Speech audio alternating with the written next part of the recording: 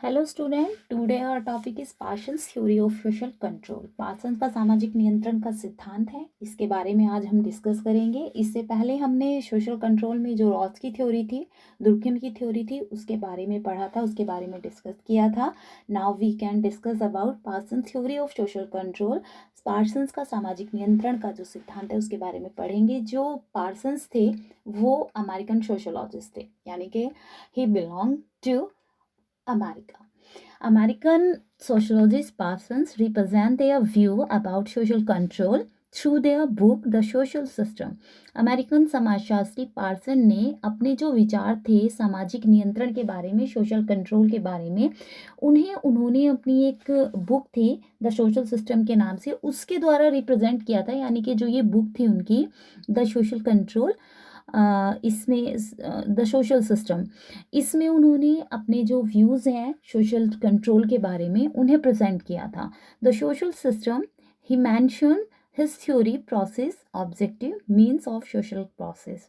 और इस बुक में पार्सन्स ने अपनी थ्योरी जो दी थी सामाजिक नियंत्रण की, सोशल कंट्रोल की, इसमें उन्होंने सोशल कंट्रोल से रिलेटेड जो ऑब्जेक्टिव थे, उसके मीन्स थे, उसके प्रोसेस थे, उनको मेंशन किया था। And his point of view, the objective of social control is ban to antisocial behavior for safety organization and unity of society, human interaction with each other in the society for fulfillment their need। और Parsons का ये मानना था कि जो सामाजिक नियंत्रण का उद्देश्य होता है, मेन ऑब्जेक्टिव होता है, वो व्यक्ति और समूह के समाज विरोधी व्यवहारों पर रोक लगाना होता है। यानी कि जो सोशल कंट्रोल होता है उसका मेन ऑब्जेक्टिव जो सोसाइटी के पर्सन्स होते हैं, व्यक्ति होते हैं, और जो सोसाइटी में ग्रुप होते हैं, उनके द्वारा जो समाज विरोधी व्यवहार यानी कि एंटी सोशल जो बिहेवियर करने होते हैं उन पर रोक लगाना होता है, उन्हें बैन करना होता है। यानी कि इस तरह का एक लॉ रूल सिस्टम मेंटेन करना होता है उनका सोशल कंट्रोल के अंडर, जिससे कि जो सोसाइटी में लोग हैं और समूह से जुड़े हुए जो लोग हैं वो एंटी सोशल बिहेवियर ना करें, जिससे कि समाज के संगठन और अखंडता को नष्ट हो से बचा सके। यानी कि maintain rule regulation law order maintain करके सोसाइटी में जो ऑर्गेनाइजेशन है, यूनिटी है सोसाइटी का, उसको बनाए रखा जा सके, उसे खत्म होने से बचाया जा सके। जो ह्यूमन है वो अपनी इंट्रैक्शंस, अपनी आवश्यकताओं को पूरा करने के लिए, यानी कि अपनी नीड्स को फुलफिल करने के लिए, समाज में लोग अपनी ज़रूरतों को पूरा करने के लिए एक दूसरे से क्या करते हैं, इंट्रैक्शन करते हैं। यानी कि सोसाइटी में लोगों के बीच में जो इंट्रैक्शन होता है between people, which interaction is fulfilment there needs. ठीक है, जो इंट्रैक्शन होता है उसका क्या उद्देश्य होता है, अपनी आवश्यकताओं की पूर्ति करना। यानी कि लोगों के बीच में जो रिलेशन होते हैं, संबंध होते हैं समाज में, उसका उद्देश्य अपनी ज़रूरतों को पूरा करना होता है। अपनी ज़रूरतों को पूरा करने की वजह से लोगों को एक दूसरे से कांटेक्ट करना पड़ता है, एक दूसरे से उनका जो कांटेक्ट है, एक दूसरे से उनके जो रिलेशन है होते हैं, जिसे हम इंट्रैक्शन कहते हैं। During this instruction some activities and way of doing work acceptable by maximum peoples।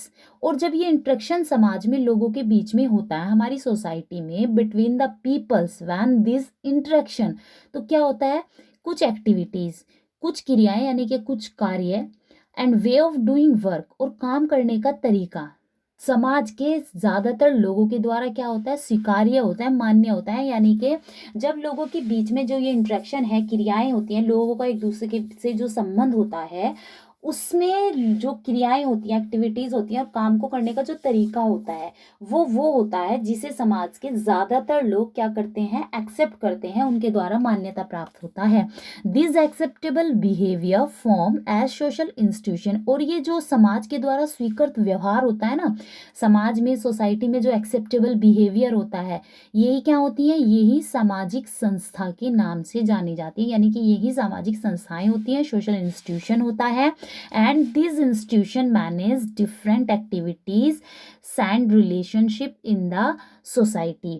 और जो ये समाज के द्वारा स्वीकृत संस्थाएं होती हैं, प्रतिक्रियाएं जो मतलब सामाजिक संस्थाएं बन जाती हैं, ये क्या करती हैं, ये समाज में विभिन्न क्रियाओं तथा संबंधों को, यानी कि सोसाइटी में जो डिफरेंट एक्टिविटीज़ होती हैं और रिलेशन होता है लोगों के बीच में, उसे क्या करती हैं, सुव्यवस्थित करती हैं, मैनेज करती हैं। और यही this are helpful maintain balance in the society. और ये एक्टिविटीज़ ही, ये संस्थाएं जो हमने कहा कि सोशल इंस्टीट्यूशन कहलाती हैं, ये समाज में जो बैलेंस है, ठीक है, सामंजस्य है, उसे बनाने में, संतुलन बनाने में हेल्पफुल होती है। यानी कि इनके द्वारा ही, इन एक्टिविटीज़ के थ्रू ही सोसाइटी में बैलेंस, संतुलन मेंटेन किया जाता है। But when reduce the effect of this institution in the society then create disorganization in the society।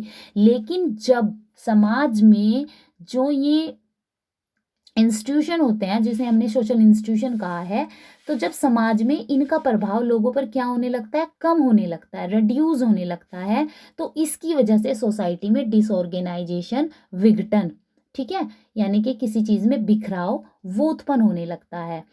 Social institution control in the society by two way. तो ये जो संस्थाएं होती हैं, सामाजिक संस्थाएं, ये समाज में दो तरीके से नियंत्रण करती हैं, यानी कि समाज को दो तरीके से ये कंट्रोल करके चलती हैं, नियंत्रित करके चलती हैं।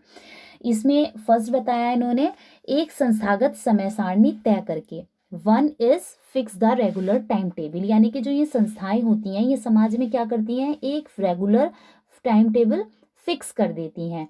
इसका मतलब होता है कि इस व्यक्तियों को, जो ये संस्थाएं हैं, इंस्टीट्यूशन है, ये इंस्ट्रक्शन देती हैं, निर्देश देती हैं कि कौन सा काम किस समय पे किया जाना चाहिए, which work doing in which time, कौन सा, तो ये एक मतलब एक डायरी की क्या एक्टिविटी आपको किस टाइम करनी है।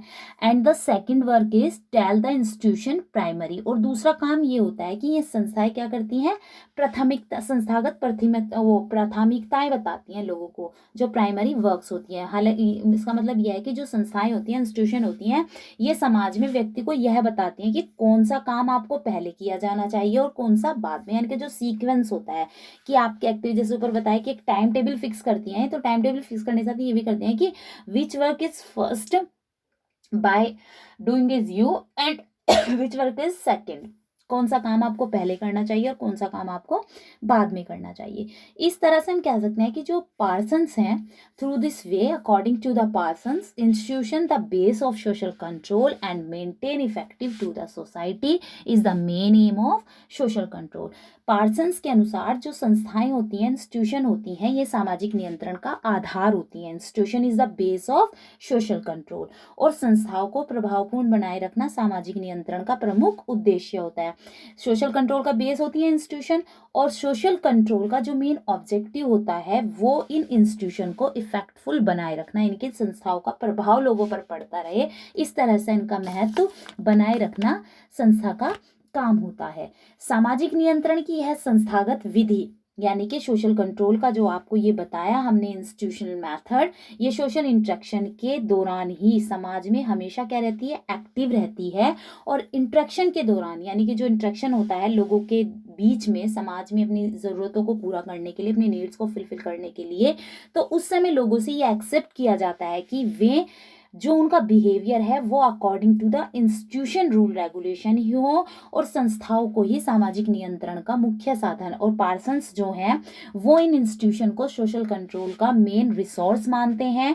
और उन्होंने लिखा है इसके बारे में कि सामाजिक नियंत्रण के आधारभूत साधन संस्थागत रूप से संगठित सामाजिक व्यवस्था की अंतःक्रियाओं में पाए जाते हैं। कि जो सामाजिक नियंत्रण है, सोशल कंट्रोल है, इसके जो बेस सोर्सेज हैं वो रेगुलरली ऑर्गेनाइजेशन सोशल सिस्टम के इंटरेक्शन में लोगों के बीच में हमें देखने को मिलते हैं। एंड बेसिकली यहाँ पे हम यही कह सकते हैं कि जो पार्सन्स हैं, पार्सन्स ने सोशल कंट्रोल के लिए सोसाइटी में सोशल इंस्टीट्यूशन को इम्पोर्टेंट माना है। और ये सोशल इंस्टीट्यूशन कैसे मेंटेन होती हैं, समाज में लोगों के बीच में जो इंटरेक्शन होता है, जो प्रतिक्रियाएं होती हैं, जो रिलेशन होते हैं, उनके बीच में जो संबंध होते हैं, क्यों होते हैं ये, अपनी विभिन्न आवश्यकताओं को पूरा करने के लिए। और जब लोग अपनी डिफरेंट नीड्स को फुलफिल करने के लिए एक दूसरे से कॉन्टैक्ट रखते हैं, एक दूसरे से वो इंटरेक्शन करते हैं, तो इनका जो मेन ऑब्जेक्टिव होता है वो फुलफिलमेंट देयर नीड्स, अपनी जरूरतों को पूरा करना होता है। और यही सोशल इंस्टीट्यूशन, सामाजिक संस्थाएं कहलाती हैं। और पार्सन्स के अनुसार ये सामाजिक संस्थाएं, ये सोशल इंस्टीट्यूशन ही सोसाइटी में कंट्रोल करने का मेन सोर्स है, यानी कि समाज में नियंत्रण बनाने का जो मुख्य साधन है वो ये संस्थाएं हैं। और पार्सन्स कहते हैं कि व्यक्ति को हर एक सिचुएशन में इन सोशल इंस्टीट्यूशन का जो इफेक्ट है वो समाज में, सोसाइटी में मेंटेन करके रखना चाहिए। That is enough the finished Parsons social change theory. And next theory हमारी जो रहेगी वो विलियम जी समनर की रहेगी सोशल कंट्रोल में। Okay students, thank you.